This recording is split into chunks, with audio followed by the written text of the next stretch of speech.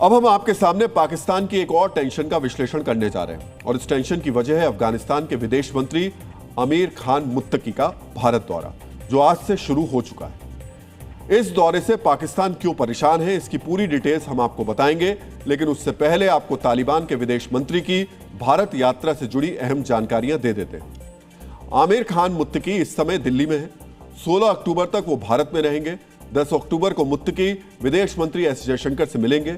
11 से 13 अक्टूबर के बीच वो भारत में रह रहे अफगान नागरिकों से मुलाकात करेंगे।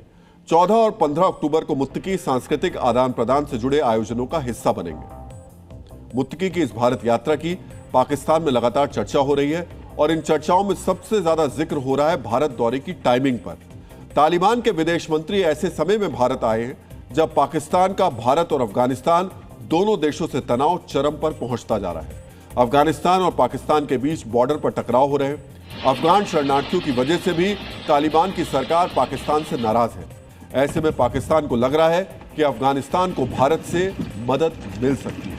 अफगान विदेश मंत्री की भारत यात्रा का निष्कर्ष क्या निकलेगा, यह 16 अक्टूबर को पता चल जाएगा। लेकिन मुत्तकी की भारत यात्रा में एक दिलचस्प पहलू भी जुड़ा है। यह पहलू है मुत्तकी का देवबंद दौरा। बताया जा रहा है कि आधिकारिक मुलाकातों के बीच अफगान विदेश मंत्री देवबंद में स्थित दारुल उलूम देवबंद मदरसे में भी जाएंगे। अब सवाल है, आखिर तालिबान के विदेश मंत्री देवबंद क्यों जाएंगे? अब हम आपको अफगानिस्तान और इस मदरसे का सालों पुराना कनेक्शन बताने जा रहे हैं।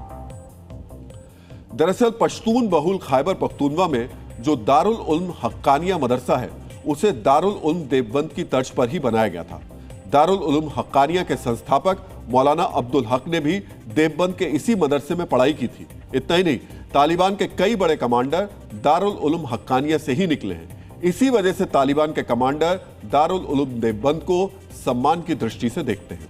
अफगान विदेश मंत्री के आगमन का दारुल उलूम देवबंद को भी इंतजार है।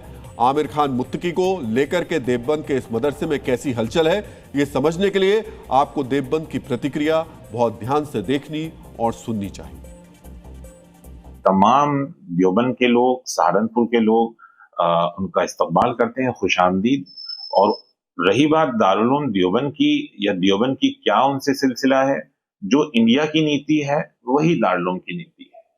तो हर एक की ख्वाहिश रहती है कि वो दारुल उलूम में आए और दारुल उलूम में आकर वहां की तालीम को समझे और देखे। तो उसी के उसमें आ रहे हैं, तो हम लोग खुशामदीद करते हैं। मुत्तकी के भारत दौरे को लेकर एक दुविधा कूटनीतिक हलकों में भी है और यह दुविधा जुड़ी है दूतावास के झंडे से। दरअसल भारत ने अफगानिस्तान में तालिबान की सरकार को अब तक मान्यता नहीं दी है। इसी वजह से दिल्ली के अफगान दूतावास में अब तक अफगानिस्तान का पुराना झंडा ही फहराया जाता है। अब मुत्तकी जब दिल्ली स्थित दूतावास जाएंगे तो उन्हें वहां तालिबान के इस्लामिक अमीरात का नहीं बल्कि रिपब्लिक ऑफ अफगानिस्तान का ही झंडा दिखाई देगा। हो सकता है दूतावास पर झंडे जैसा मुद्दे को अफगान विदेश मंत्री दरकिनार भी कर दें, क्योंकि पाकिस्तान से बढ़ते खतरे और अफगानिस्तान के विकास के लिए तालिबान को भारत की जरूरत है।